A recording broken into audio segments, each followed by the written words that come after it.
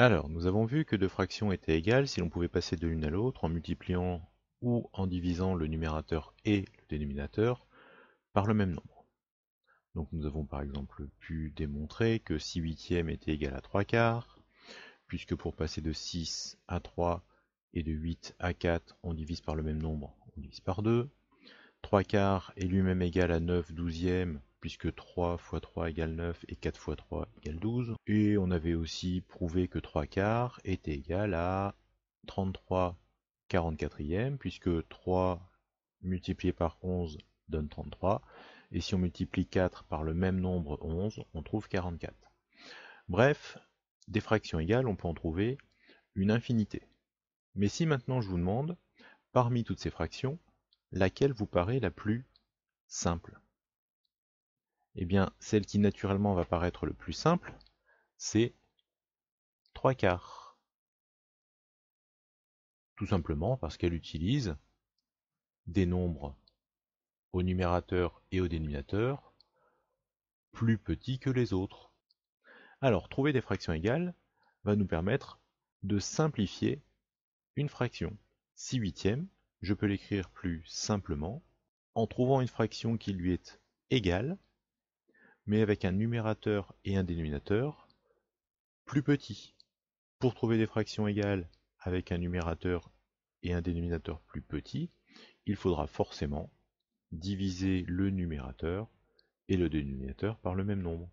Alors, au niveau de la présentation d'une simplification de fraction, deux possibilités. Première possibilité, on écrit comme pour trouver une fraction égale, le diviser au numérateur et au dénominateur, pas de souci.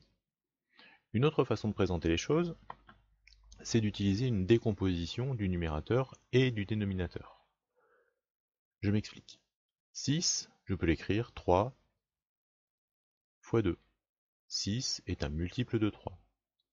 Je peux écrire aussi que 8, c'est 4 fois 2, puisque 8 est un multiple de 4. Mais c'est aussi un multiple de 2, tout comme 6 est aussi un multiple de 2. Je remarque donc que mon numérateur et mon dénominateur, puisqu'ils sont tous les deux des multiples de 2, je vais pouvoir les diviser par 2. Donc l'avantage de cette présentation, c'est que je vais voir par combien je vais pouvoir diviser. Cette présentation a encore un autre avantage. Réfléchissons un peu. 3 fois 2 divisé par 2. Si je multiplie 3 par 2 et que juste après je redivise par 2, qu'est-ce qui va me rester au numérateur? Eh bien tout simplement 3. 4 fois 2 divisé par 2. Je multiplie 4 par 2 et aussitôt je le redivise par 2. Qu'est-ce qui va me rester au dénominateur? 4. Donc quel est l'avantage de cette présentation? Eh bien tout simplement je vais voir par combien je vais pouvoir diviser. Ici je vois que 6 est divisible par 2 et que 8 est aussi divisible par 2. Et je vais même pouvoir me permettre, plutôt que d'écrire le divisé, puisque diviser par 2 après avoir multiplié par 2, c'est comme si le fois 2 ici, je l'avais supprimé. Même chose en dessous. 4 fois 2 divisé par 2, il reste 4, c'est comme si j'avais enlevé le fois 2. Donc voici une autre présentation de la simplification d'une fraction.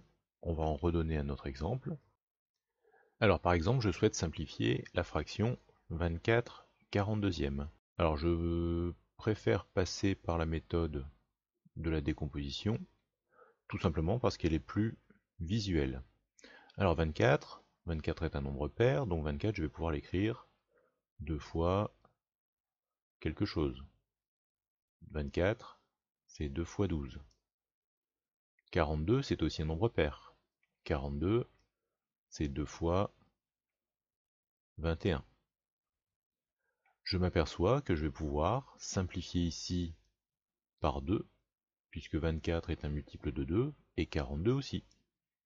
Donc mes 2 ici, je vais pouvoir les barrer. Qu'est-ce qu'il me reste? Il me reste 12 21e. Est-ce que je peux encore simplifier ma fraction?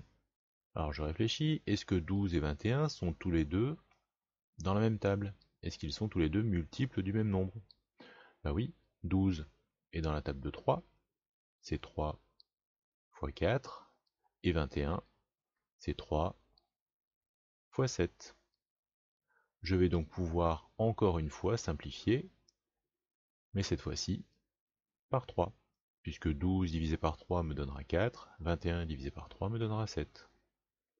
Conclusion, il me restera 4 septièmes. Est-ce que 4 et 7 sont divisibles par le même nombre? Est-ce qu'ils sont tous les deux dans la même table? Hormis la table de 1? Non, c'est terminé. J'ai ici réussi à simplifier au maximum.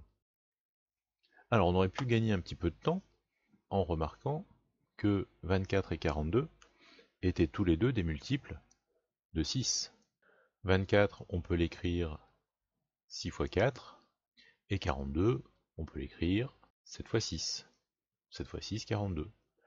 Je remarque que 24 et 42 sont tous les deux dans la table de 6. Ce sont tous les deux des multiples de 6. Je vais donc pouvoir simplifier ma fraction par 6.